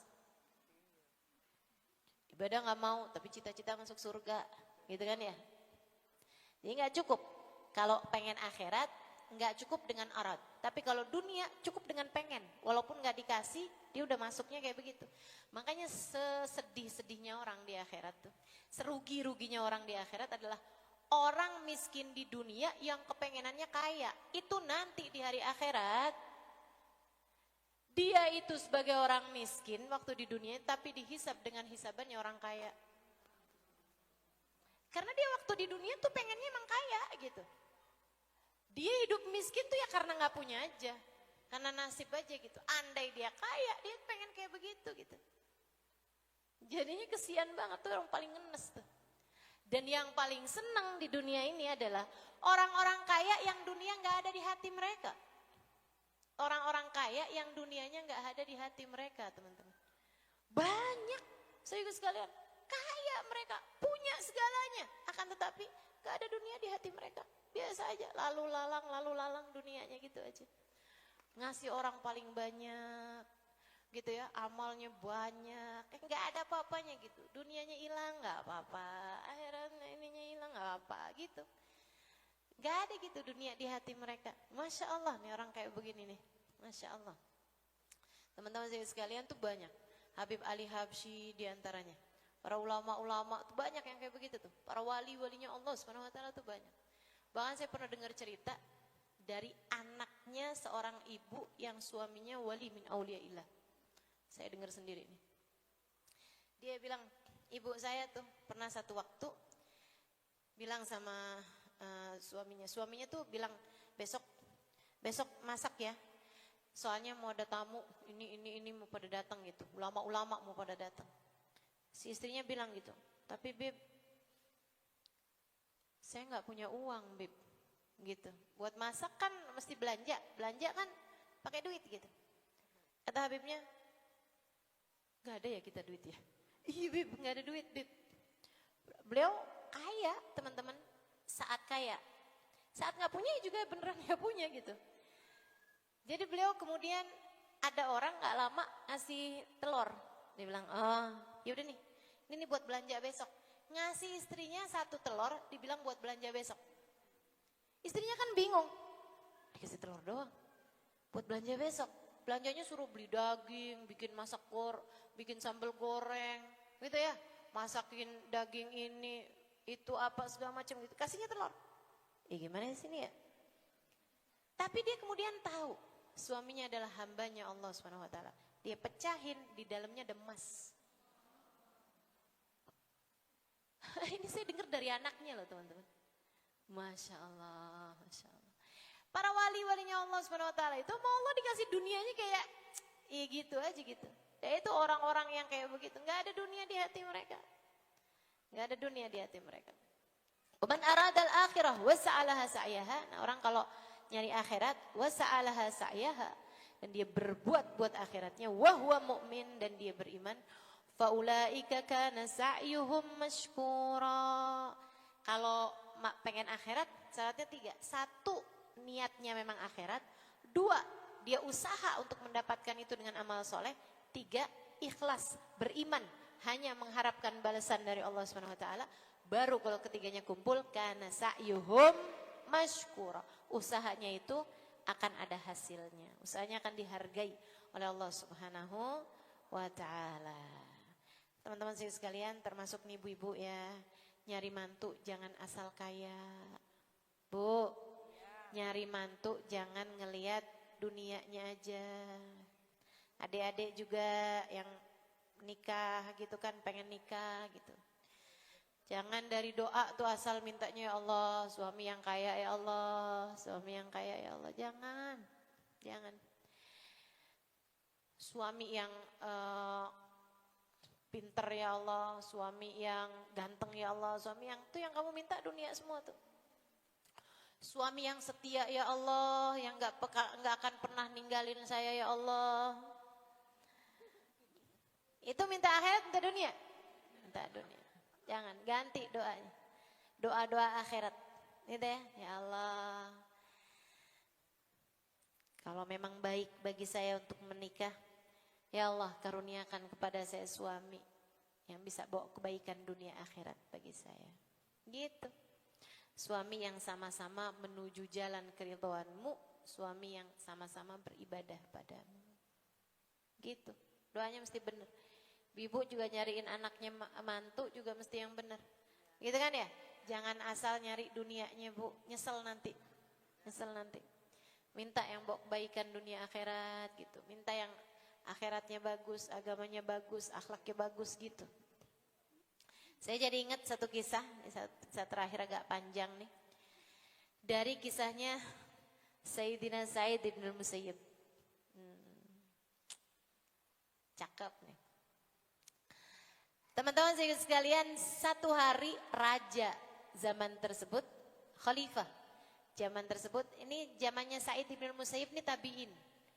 Sa'id ibn al-Musayyib ini bahkan dikabarkan oleh ahli Madinah sebagai khiyarut tabi'in, sebagai khairut tabi'in, sebaik-baik tabi'in adalah Sa'id ibn al-Musayyib. Beliau tinggal di Masjid Nabawi, teman-teman. Tinggal di Madinah. Tinggal di Madinah.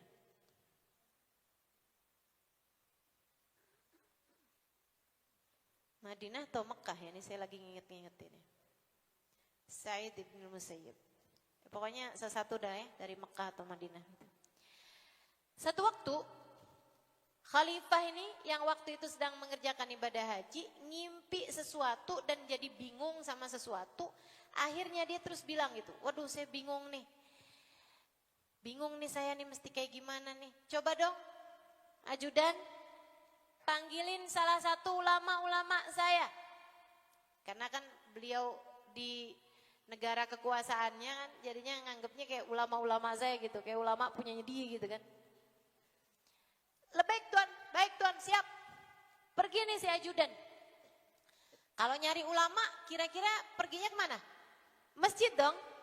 Dia pun pergi ke masjid dan waktu itu di masjid nggak ada halakoh selain satu halakoh besar, halakohnya Sayyidina Sa'id ibn al-Musayyib. Teman-teman sekalian, maka ajudan ini awalnya berdiri dari belakang, kayak dari kejauhan, mau ngasih isyarat saya ada perlu gitu. Sayyidina Sa'id kemudian ngeliatin dia, tapi ya biasa aja, beliau terusin aja majelisnya. Kenapa begitu? Yang sedang dia bahas ilmu, menurut Sayyidina Sa'id jauh lebih penting daripada saya nyamperin orang mau siapa dia kek. Ini ilmunya Allah, ente siapa? Yang beliau lakukan itu adalah menjadi wakilnya Nabi Muhammad dalam mengajar. Memberi petunjuk kepada umat. Nah itu orang wakilnya siapa sih gak kenal? Kan begitu. Mau dia wakilnya sultan, mau dia wakilnya khalifah sekalipun, ya udah biarin gitu. Saya lagi ngerjain sesuatu dan saya sedang jadi wakilnya Nabi Muhammad. Siapa yang lebih penting daripada itu? Kan begitu ya? Jadi beliau terus aja gitu. Ngerasa dicuekin, dia ngedeket nih sampai ke barisan depan. Ya orang-orang merasa terganggu, tapi gimana lagi dia ajudan dengan baju-baju yang kelihatan kalau dia adalah ajudannya khalifah gitu. Dia berdiri doang nih asalnya. Sayyid ibn al-Musayyib bahkan nggak noleh sama dia teman-teman, nggak nanya ente apa perlunya gitu, enggak, terus aja gitu ngajar. Murid-muridnya karena ngeliatin gurunya juga konsentrasi, udah terus aja gitu. Mereka terus aja gitu ngaji. Sampai orangnya mulai dehem. Ya orang dehem ya biarin aja ya enggak. Dicuekin tetap sama Sa'id bin Musayyib. Habis itu dia enggak tahan nih karena dicuekin. Dia kemudian bilang, Assalamualaikum ya Syekh. Assalamualaikum ya Syekh. Sayyidina Sa'id kemudian jawab, orang salam kan memang harus jawab ya. Waalaikumsalam warahmatullah. Beliau kemudian pamitan, izin sama jamaahnya. Sebentar ya. Ya, ada yang bisa saya bantu? Dia bilang, hari ini khalifah kebangun dan beliau dalam keadaan bingungan, ada sesuatu yang beliau mau tanyakan. Beliau minta dipanggilkan salah satu dari ulama-ulamanya. Saya pun pergi ke sini untuk memintamu untuk datang kepada khalifah. Oh.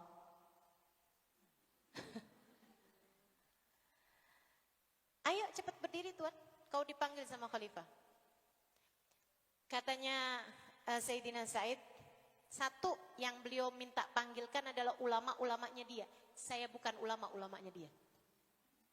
Saya ulamanya Allah. Saya nggak akan datang kepadanya selain panggilan dari Allah Subhanahu wa taala.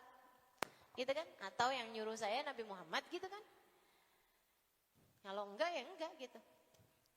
Lagian katanya beliau nih, kalau si khalifahmu itu mau bertanya tentang suatu hukum permasalahan, silahkan datang. Al ilmu yu'ta wala ya'ti ilaih. Ilmu itu didatangi, bukan mendatangi. Kamu kalau mau dapetin ilmu, ya datang ke majelis. Betul apa enggak? Gitu ya. Jangan semua orang, ustazah mau manggil ustazah gimana? Jangan semua orang manggil saya. Udah aja kamu hadir. Gitu kan ya? Kamu hadir, majelismu di mana yang terdekat daerahmu. Atau kamu pilih-pilih atau majelis yang lain yang sedang diadakan, hadiri gitu. Al ilmu yu'ta. Ilmu itu didatangi teman-teman. Bukan mendatangi. Saudaraku sekalian yang saya muliakan. Akhirnya katanya Sayyidina Sa'id bin Musayyib, lagian tempatnya masih luas kok. Kalau khalifah datang sama ajudannya sama apanya mau hadir di majelis, cukup kok tempatnya. Silakan aja hadir. Tapi saya datang ke sana, mohon maaf saya bukan ulama-ulamanya. Udah kesel kan. Cari aja yang lain. Wah. Keluar kemudian dari sana. Keluar dari sana nyari-nyari ulama di sekitar situ atau syekh-syekh sekitar situ nggak ada. Sementara dia tahu nih lagi ditungguin, jadi dia pulang dulu aja mau laporan. Mana ulamanya? Dia bilang, maaf Tuan, itu di masjid cuma ada satu orang doang, nyebelin banget dah. Kenapa gitu? Iya, saya udah kasih syarat dari jauh, dia nggak ngedeketin saya. Saya pergi ke depan, dia pun cuekin saya. Saya DM, dia pun cuekin saya. Saya sampai ucap salam sama dia, baru dia jawab salam saya. Dan saya bilang, kamu dipanggil sama khalifah untuk menjawab pertanyaan-pertanyaannya. Dia bilang, dia bukan ulamamu Tuan. Dan dia juga bilang ilmu itu didatangi, bukan mendatangi. Jadi kalau dia mau nanya, ya dia yang datang, bukan saya yang mesti datang ke sana. Nyebelin banget dah, saya nggak pernah ketemu orang lebih nyebelin daripada itu.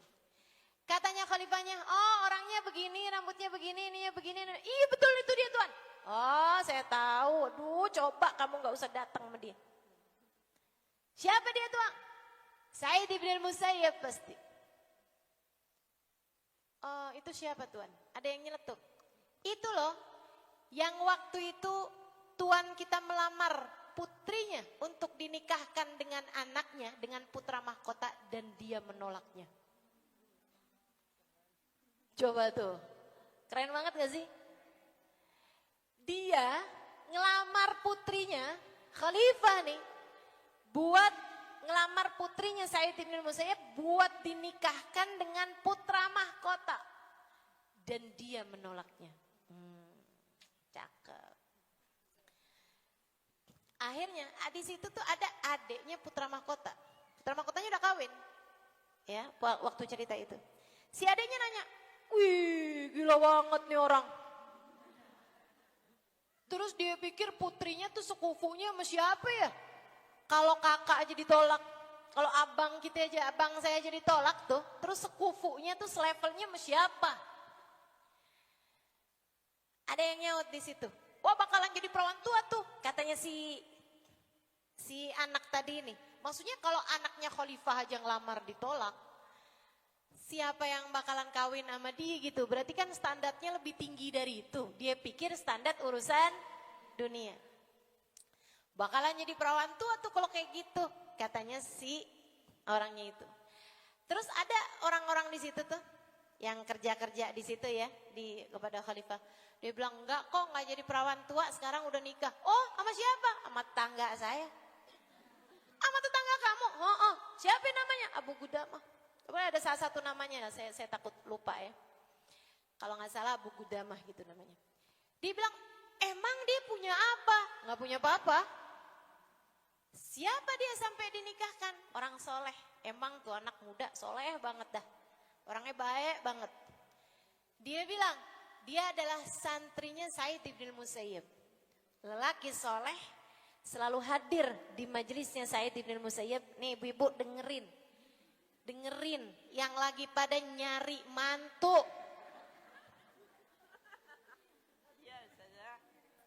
Biar cara mikirmu tuh jadi pada bener. Biar otak kita nih pada beres.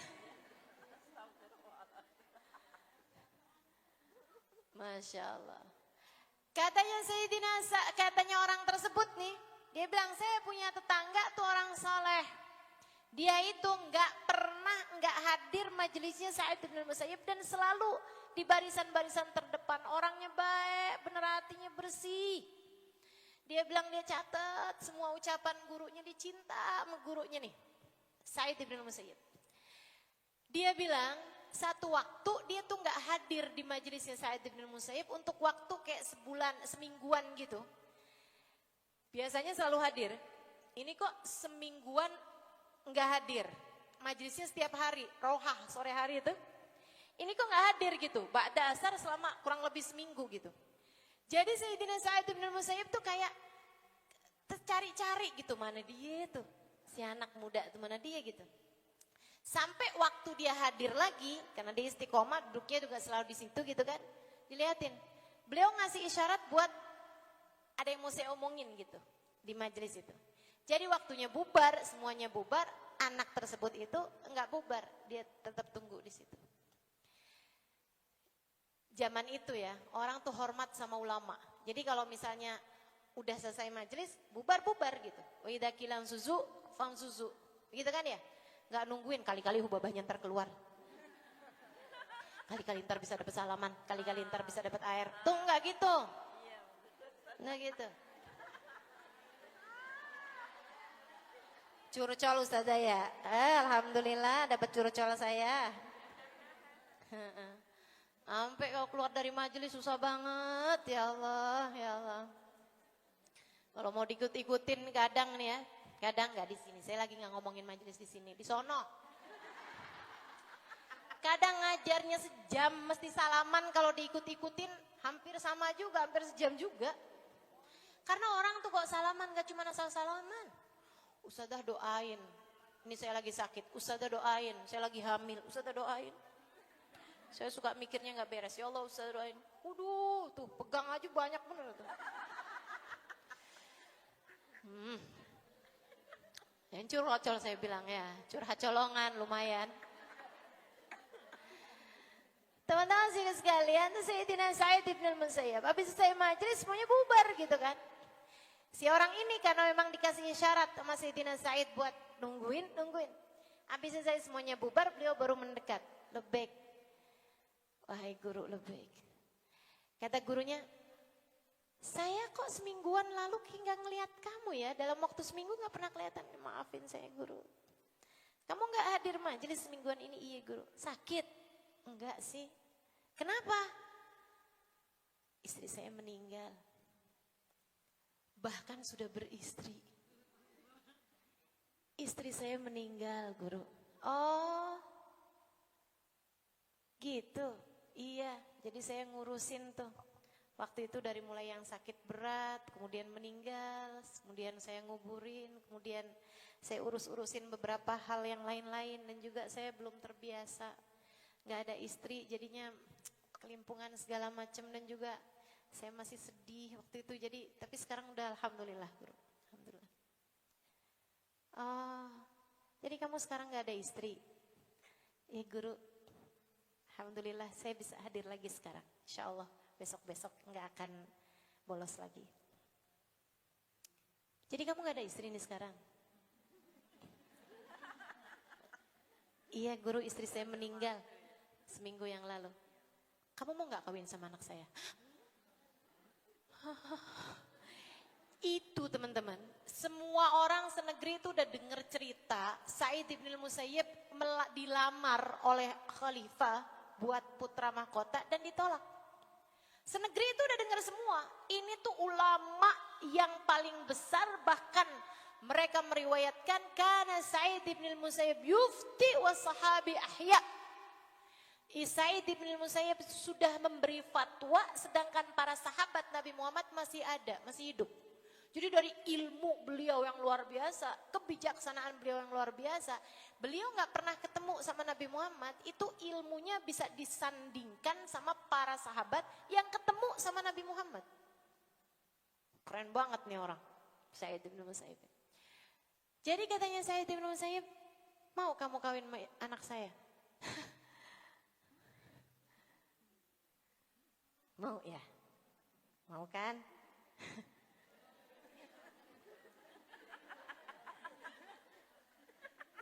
Nunduk bingung ya enggak? Saya bisa bayangin nih. Ya Allah bingung. Kamu punya uang? Dia keluarin, ada kayak barangkali ya, kayak 20.000 gitu. Kalau duit kita sekarang gitu. Ini uang saya Kiai. Uang saya nih, Tuan Guru. Baik. Beliau kemudian lihat-lihat. Itu yang lagi baca Quran di situ, boleh kesini saya minta tolong. Lebih Syekh. Buru-buru dia tutup Qurannya datang. Terus ada lagi orang di situ, ada 3 orang gitu. Beliau kemudian pegang tangan muridnya, meteran nih. Dia bilang saya nikahkan, anak saya habis hamdalah segala macam khutbah Jumat bentaran. Habis itu bilang, saya nikahkan kamu angkahtuka wa zawajtuka binti Fatimah binti Sa'id bin Musayyib ala mahar, dengan mahar itu tadi tuh 20.000 tuh. Halan. Kalian semua jadi saksinya yang ada di situ. Halan. Qabil tuh.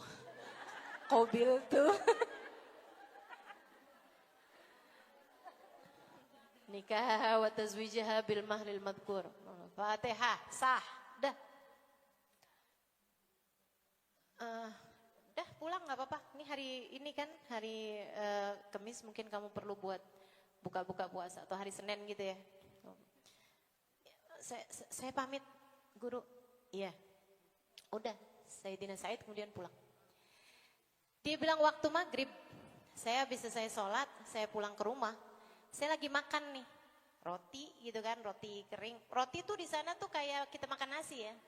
Nah, mereka memang bikinnya kan roti tuh, ditumbuk terus dibakar gitu aja.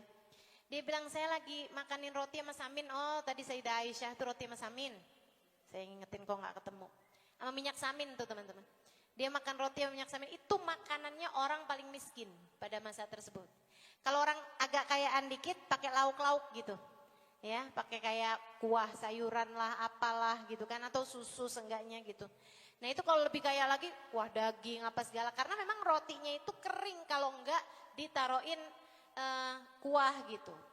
Dia lagi nguahin rotinya pakai minyak teman-teman, tuh dari miskinnya. Dia cocol gitu kan, minyak samin. Habis itu rumah saya diketuk, Assalamualaikum.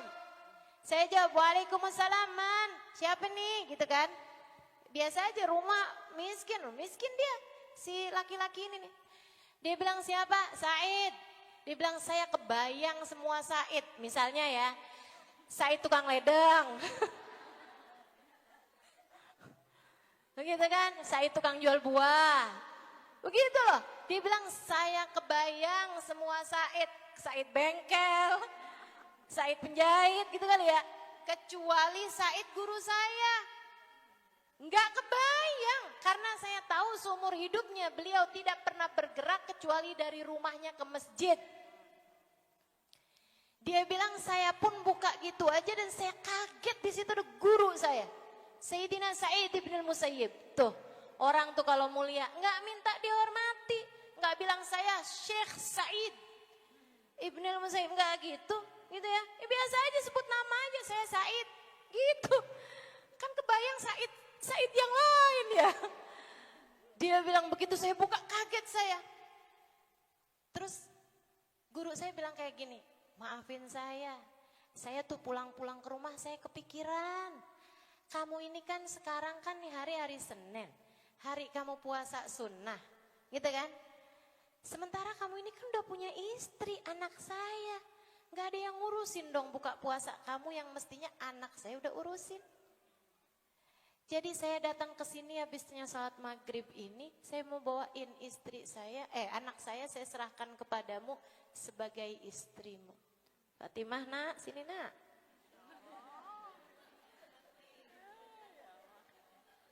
Fatimahnya maju gitu ke depan, nunduk pakai cadar. Nah, ini suami kamu sekarang ya nak ya.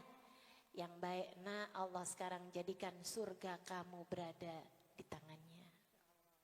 Terus beliau kemudian pesan sama yang laki-laki. Ini adalah istrimu, jaga. Sebab Allah Subhanahu wa taala yang memerintahkannya. Wa ashiru bil ma'ruf, wa ashiruhunna bil ma'ruf. Gitu kan ya? Perlakukanlah istrimu dengan kebaikan. Berbuat baiklah sama istrimu. Allah yang memerintahkan untuk itu. Saya pamitan. Beliau kemudian keluar, tinggal bengong aja dua-duaan. Sebelum waktunya yang beliau pulang tuh, Sayyidina Said bilang sama putrinya gitu, Fatimah buka cadarnya, ini istri suami kamu. Dibuka cadarnya, katanya si laki-laki itu, saya nggak pernah lihat perempuan lebih cantik daripada itu. Cantik, anak ulama, terdidik dengan didikan yang luar biasa, dan itu adalah salah satu dari ulama perempuan pada masa tersebut. Hafal ribuan hadisnya Nabi, hafal Al-Quran secara keseluruhan, bersama dengan sanad tafsirnya sekalian teman-teman. Perempuan-perempuan berkelas. Mau bayangin kalau yang jadi anaknya Said ini dirimu. Bapak tega amat sih Pak. Bapak ngelihat dia tuh kenapa Pak? Mana ada duda pula. Duda miskin Bapak. Ya Allah, ya Allah, ya Allah. Luar biasa ya. Benar-benar kisahnya para ulama nih pembelajaran buat kita sekalian teman-teman. Dia bilang begitu kayak begitu. Begitu ada istri saya di situ, saya bingung. Terus saya bilang, silakan duduk, silakan duduk. Dia duduk, dianya malu sampai merah mukanya. Dia bilang saya juga malu, saya bingung. Saya naik ke atas sutuh, naik ke atas loteng. Ngapain? Manggilin tetangga. Aduh, kocak banget dah ini. Dia bilang saya manggilin ke arah tangga-tangga saya. Mbok, Wati, tolongin saya nape po. Bu Salme, tolongin saya nape. Keluar tuh semuanya tuh dari rumahnya. Dia bilang kenapa? Saya kan ini ada istri saya nih di dalam. Istri? Lu kayaknya depresi kehilangan istri ya? Kan istrinya udah mati ya. Dia bilang, aduh ceritanya panjang gimana mulainya saya bingung dah. Udah pokoknya gini deh Pok. Tolongin saya, temenin istri saya di bawah. Yang bener aja kamu nyuruh kita nemenin siapa nih? Dia bilang, anaknya Said dibilang saya tambah stres nih anak. Ya ampun, dia udah stres, kehilangan bininya. Sampai halu kawin sama anaknya Said bin Musayyib. Masya Allah. Dia bilang, dah ntar aja urusan perdebatannya ntar. Yang pasti sekarang beliau ada di depan, ada di bawah nih. Dia bilang, tolong temenin, saya mau panggil ibu saya. Ada ibunya, tinggal tapi udah gak serumah. Akhirnya terus si tetangga itu pada masuk, beneran. Oh udah deh Allah, jadi berita viral. Beliau turun ke sana, ke rumah ibunya, begitu kan. Bu, saya kan udah kawin. Kapan nak kamu kawin? Ya ampun. Iya bu, saya udah kawin bu. Ibu berarti sekarang udah punya, punya mantu siapa saya? Ibu punya mantu bu. Anaknya Syekh Said bin Musayyib. Ya ampun nak, yang bener aja nak. Ya ampun, nih ibu kagetin nak. Udah deh bu, ayo bu, ibu ke rumah bu. Tuh ibu lihat mantu ibu. Ya Allah nak, kita mesti genahin nih nak. Ya ampun, untung tuh cincin belum ibu jual. Ya Allah, iya nih nak, ayo dah kita pestain biar kecil-kecilannya nak ya. Ya Allah, ya Allah. Tuh kisahnya Sayyidina Sa'id bin Musayyib. Luar biasa teman, udah segitu aja ceritanya. Mau sampai part berapa ya. Subhanallah. Itu Sayyidina Sa'id, Masya Allah. Itu kisah pernikahan yang paling epic sih menurut saya. Kisah paling menyentuh hati saya, Masya Allah. Menikahkan dengan ketakwaan. Menikahkan hanya karena ngelihat akhirat. Gitu ya. Dan subhanallah, orang tuh kalau udah urusannya yang dicari akhirat, dia bakalan dapat dunia akhirat. Dunia tuh bukan berarti artinya dia bakalan kaya atau apa gitu. Akan tetapi kebahagiaan hidup. Rasa cinta di antara pasangan suami istri. Saling sayang.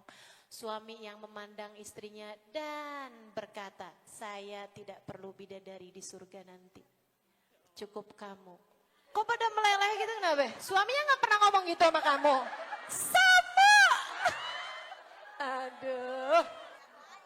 Kok Ustazah bisa ngomong gitu? Karena ada yang pernah cerita sama saya, suaminya berkata seperti itu. Dan itu diceritakan bukan sama beliaunya. Gitu ya, salah satu dari putrinya Habib Muhammad bin Abdul Al-Haddar, Hubaba Talhah, kalau teman-teman ingat, yang tahun terakhir sebelum pandemi datang kemari, itu anak-anaknya cerita. Dia bilang, Abah itu pernah ngomong gitu, saya enggak perlu lah di akhirat nanti dikasih bidadari. Saya bilang sama Allah, ya Allah saya enggak perlu bidadari. Kita tanya, emang kenapa gitu ya? Iya, biar ibu kalian aja jadi bidadari ayah dunia akhirat. Babanya saya tanyain, emang gitu ya Baba? Saya godain nih, beliaunya nunduk-nunduk gitu, malu-malu gitu. Terus bilang kayak gini, iya soalnya suami saya tuh gak pernah lihat perempuan cakep Halimah. Tawadu ya, tawadu Masya Allah. Teman saya waktu saya ceritain gitu, terus dia bilang, padahal mereka tinggalnya di Abu Dhabi. Ya ampun, perempuan Abu Dhabi kan cakep semuanya. Segitunya bisa kayak begitu ya. Itu kalau urusannya takwa tuh kayak bisa kayak begitu tuh. Istri yang tergila-gila sama suaminya, suami yang tergila-gila sama istrinya. Nah kita kan mirip juga, suami kita ngatain kita gila. Bukan tergila-gila ya, tapi yang gila loh gitu. Astagfirullah. Maaf ya. Mau gak dia ngomongin kenyataan. Bercanda. Baik, itulah teman-teman sekalian yang saya muliakan. Dunia mah bentaran lagi juga kita tinggalin. Dan lagi pula seperti yang tadi saya sampaikan. Kamu tuh kalau yang kamu kejar dunia, dunianya malah enggan mendekatimu. Bisa jadi dia punya harta. Bisa jadi dia punya harta. Tapi gak punya kebahagiaan dunia. Gitu. Sebab kebahagiaan dunia kan tidak melulu soal harta ya. Mudah-mudahan Allah selamatkan kita semua insya Allah. Allah jauhkan dari dalam hati kita rasa cinta terhadap dunia. Dan terakhir saya mau ajarkan kepada teman-teman doa sangat indah diajarkan oleh Imam Al-Haddad dalam kitabnya yang lain. Dan oh ya, mohon maaf ya, kita nih sekarang di majelis kita nggak usah pakai ada pertanyaan deh. Pertanyaannya kadang juga gitu-gitu aja kan ya. Oh, udah usah. Fatihah boleh lah ya.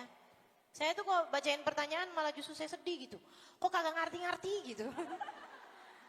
Udah mendingan gak usah nanya biar saya gak sedih. Baik, teman-teman saya sekalian nih doa nih. Ada di Khulasatul Madad. Ini doa sangat indah diajarkan oleh Imam Al-Haddad. Ya, beliau ngajarin kita untuk baca doa ini setiap habis selesai sholat. Kalau lagi angkat tangan doa. Allahumma akhrij min qalbi kulla qadarin lid dunya wa kulla mahallin lil khalqi. Ya. Yamilu bila ila ma'asiyatik aw yushghiluni an ta'atik aw yahul baini wa bainat tahaqquq bi ma'rifatikal khassah wa mahabbatikal khalisah. Sallallahu ala sayyidina Muhammadin wa ala alihi wasallam walhamdulillahi rabbil. Allahumma akhrij min qalbi kulla qadarin lid dunya. Ya Allah, keluarkanlah dari hati saya semua pengagungan terhadap dunia. Ya Allah, keluarkan dari hati saya semua pengagungan terhadap dunia. Wa kullu mahallin lil khalqi, doanya doa sesudah salat. Di zikiran sesudah salat, bukan fajar, bukan. Doa adkar ma ba'da salat, doa zikir-zikir dibaca sudah salat, yang astagfirullah 3 kali itu ya. Habisnya subhanallah, alhamdulillah 33 kali, Allahu Akbar 33 kali. Nah, itu kan ada tuh, tumayar Pak Yadayhi doa, kemudian baca doa kan. Doanya bebas aja, apa aja, tapi sebaiknya doa ini masuk dalam doamu gitu. Apa itu? Allahumma akhrij min qalbi kulla qadarin lid dunya wa kulla mahallin lil khalqi yamilu bina ila ma'siyatik aw yushghiluni an ta'atik aw yahul baini wa baina at-tahaqquq bi ma'rifatikal khassah wa mahabbatikal khalisah. Artinya, ya Allah, keluarkanlah dari dalam hatiku semua pengagungan terhadap dunia dan semua rasa terhadap makhlukmu, terhadap manusia. Keluarkan dari dalam hatiku semua pengagungan terhadap dunia dan semua cinta kepada makhlukmu. Kita cinta berlebihan pada suami, cinta berlebihan kepada siapapun tuh, kita minta dikeluarin. Jika rasa tersebut yamilu bi ila ma'siyatik, membuat saya condong bermaksiat padamu ya Allah. Kadang kita cinta sama manusia, akhirnya jadi ada cinta yang membuat kita condong untuk berbuat kemaksiatan gitu, berbuat hal-hal yang dilarang sama Allah Subhanahu wa taala. Au yushghiluni an ta'atik, atau membuat aku tersibukkan darimu sehingga aku meninggalkan taat padamu.